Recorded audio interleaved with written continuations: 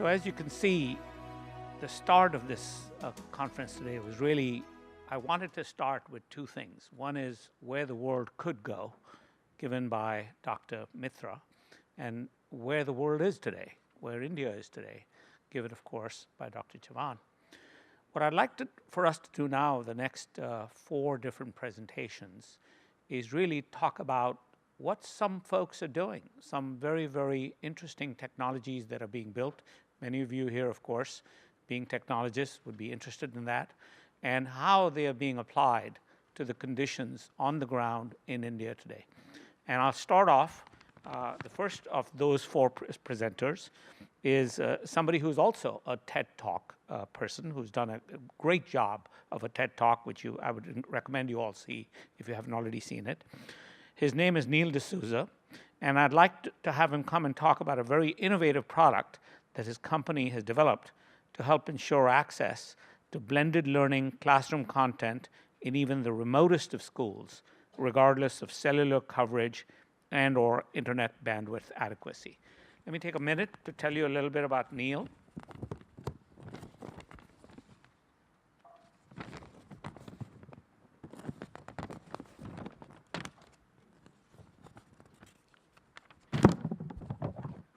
Neil is the CEO and founder of Zaya Learning Labs, a social enterprise focused on creating a network of next-generation learning labs for the bottom of the pyramid. He's a 2013 Echoing Green Fellow and World Economic Forum Global Shaper, 2012 NASSCOM Social Innovation Award winner for education. He was here for 4 years, worked at Cisco, and so he's from Silicon Valley, and he focused on mobile internet and video technologies. He's an active advisor to several startups and nonprofits and a mentor with the Startup Weekend. He's lived, traveled, and worked in 40 countries and is an Ironman triathlete.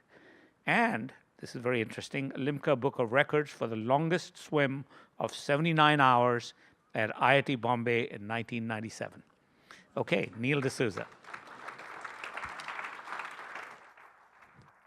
Thanks, Mark. Guess that was quite an introduction from Umang. Thanks a lot. That's my only connection to IIT. Like Dr. Mitra said, I'm a fake IITian. I used to only swim for IIT Bombay, but I still use that now to get in. So, guess I'm going to follow up on the 2 important topics that both Dr. Mitra and Madhav have mentioned. One is redefining how we learn, because in the traditional sense of schooling, learning doesn't really happen, and we can't create innovations within the same framework, so we need to sort of rethink how it happens. Now, I spent 5 years here in the Bay Area, and as a typical technologist, I looked at the problem as a technology problem. So right about when we know, a lot of content was coming out here in the Bay Area. We had Khan Academy, a lot of amazing sources of information and learning, and also interesting models coming in schools here, in charter schools, which were blended learning, flipped classroom.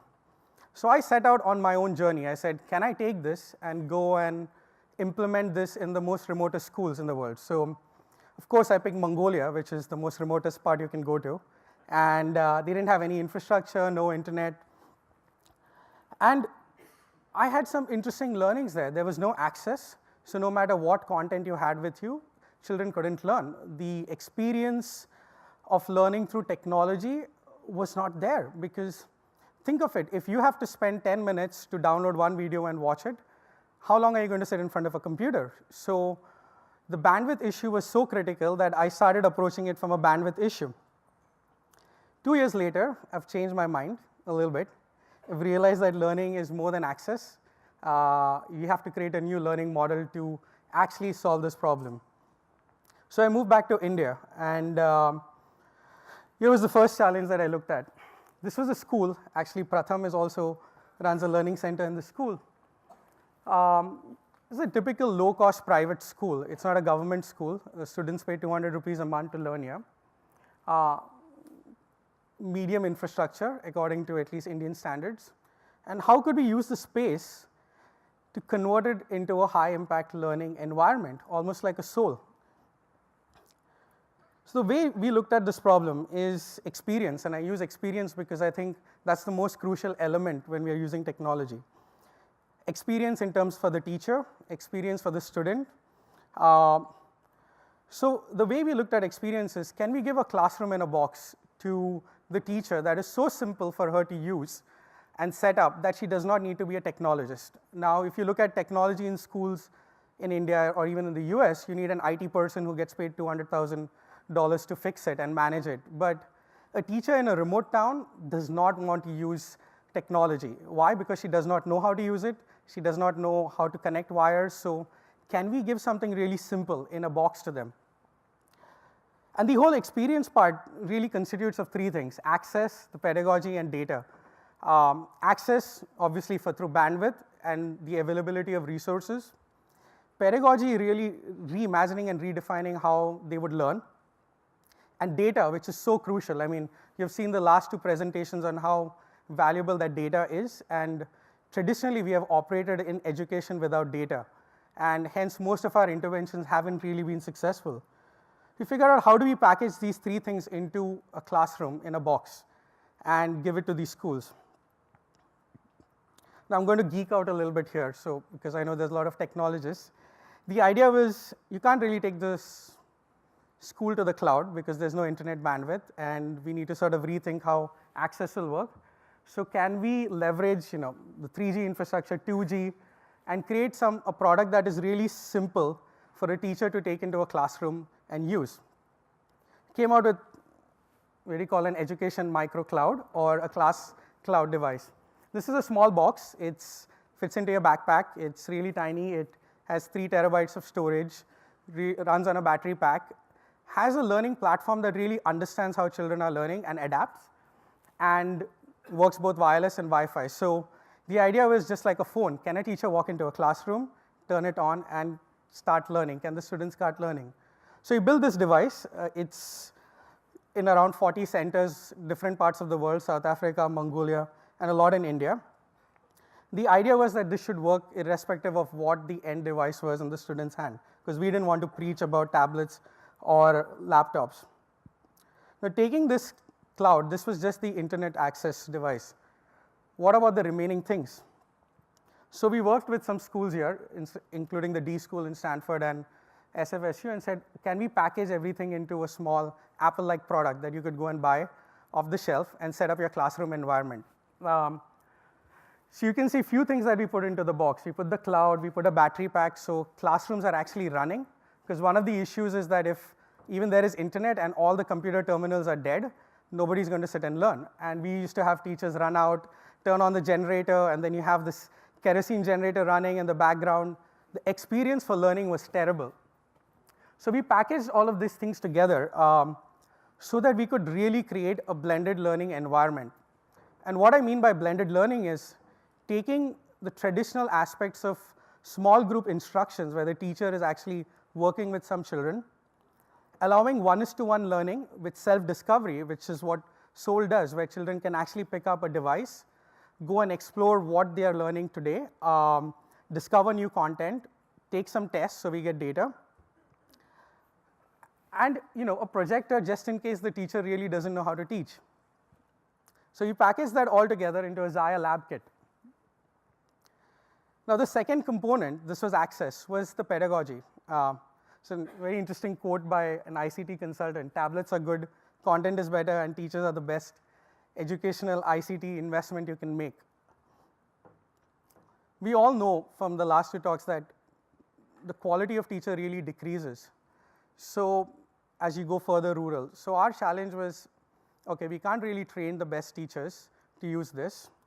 Can we design our product for scale? So as Madhav pointed out, that the goal has to be scale. And in India, to think of scale, you're thinking about 100, 200 million children.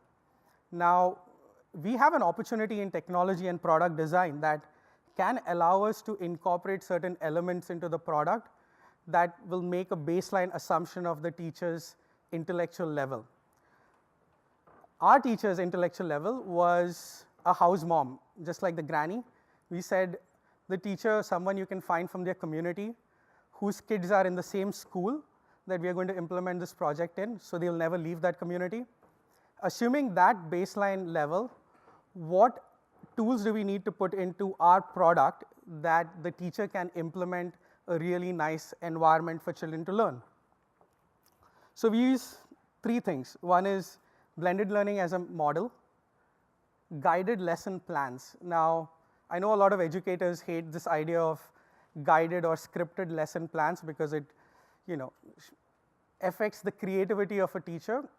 But the reality is the number of teachers we are dealing with in India, they are not looking for creativity. They just want to get by doing their job well. And for them, giving something simple and guided really works. The third thing was simple recommendations. We are all obsessed with analytics and data and big data. And one thing I noticed is by showing too much information to these type of teachers, they will never use that data. What they want is a very simplistic way to tell me, this child understands, this child doesn't understand, tell me what to do next. So we incorporated all of that, and I'll run you through what our blended learning classroom really looks like. We do 1:many things, which is your traditional classroom. We do peer learning and small group instructions, and then one-on-one time with tablets and the adaptive platform. So the core of our program really is differentiation, being able to tell that not every child is learning at the same level. Technology allows us to sort of differentiate based on at grade, below grade, or above grade level, and the teacher being able to allow these students to do their work at their own pace. So we work with grades 3 to 8. Right now our focus is just math and literacy. We haven't cracked literacy because it's the hardest problem to figure out how to get children to read. And I don't know if technology can help there.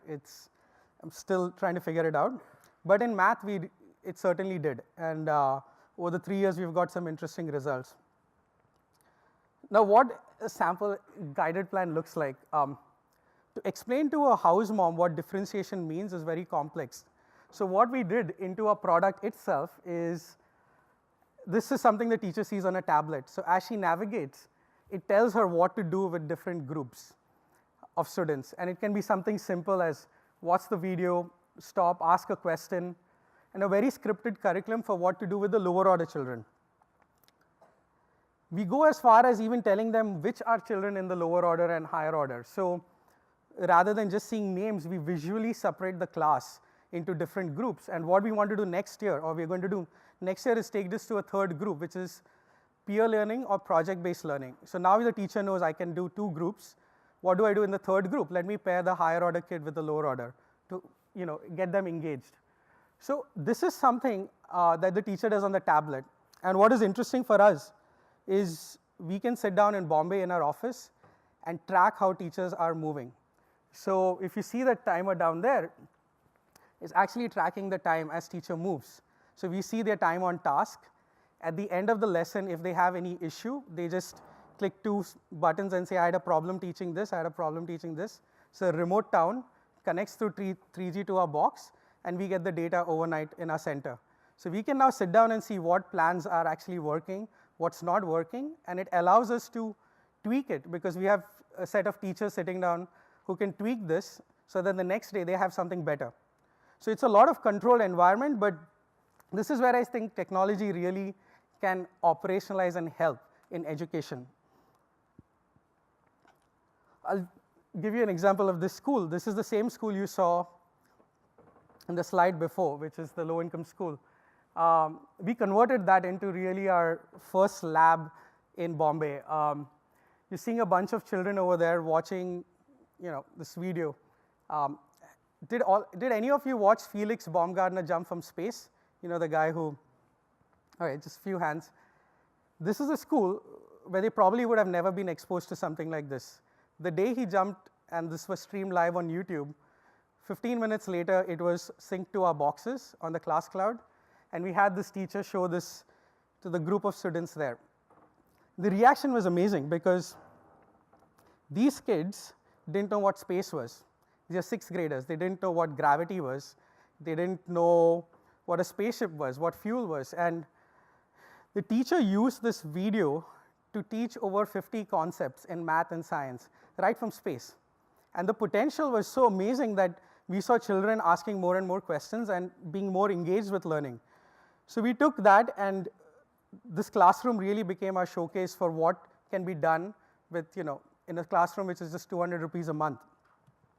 The same class actually during the day runs as a typical classroom, and after school, the weaker students stay back and they spend time on tablets. They do one-on-one learning. They are actually exploring things that they don't know, and it's really helping the slow learners really come up to pace. This is our new lab in Bombay. It's right above our office, and we call it our R&D center. We put all the engineers right in the middle of children, so they actually see the product getting used. If it works, it doesn't work. They understand the pain of the students and teachers. So here's where we've created a very different classroom. We have a section for peer learning, a section for group-based learning with tablets, a section for traditional classrooms, and this is what we would envision every class to be like. Unfortunately, we can't get every school to convert their classrooms to look like this. So we have to make do and adapt our model to work in the existing infrastructure. But this space is very interesting because more than our R&D center, we see children coming from Dharavi, from very low-income backgrounds every day. They spend 2 hours in the lab.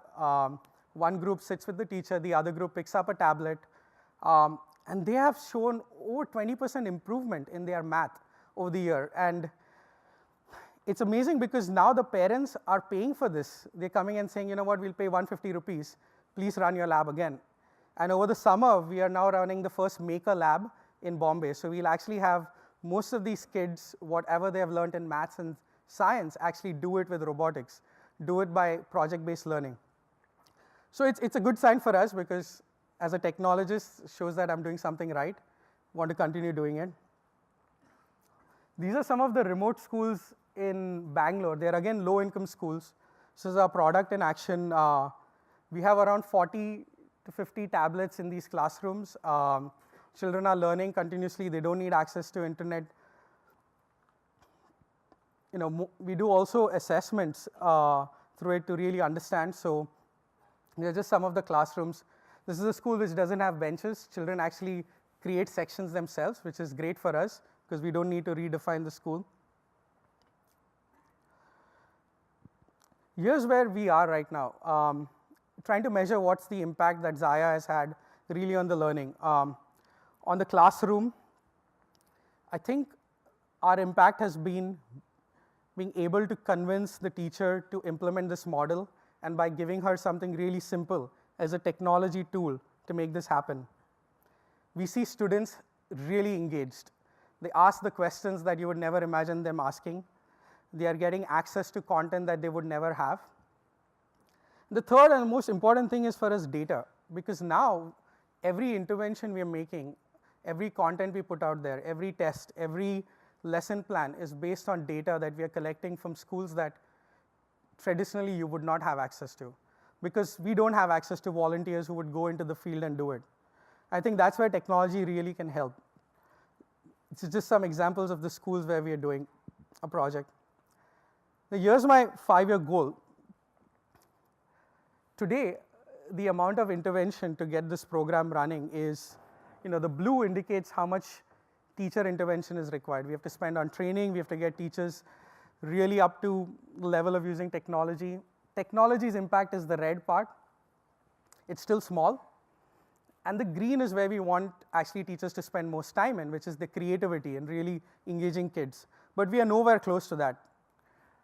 The goal is, as time progresses, as more and more we collect data, our lesson plans improve, the model really becomes more and more engaging for teachers, that we would reach a point where technology can really operationalize the useless task that the teacher does. It's all white noise. It's not really adding to the teacher's role, and it's not really adding to the education value.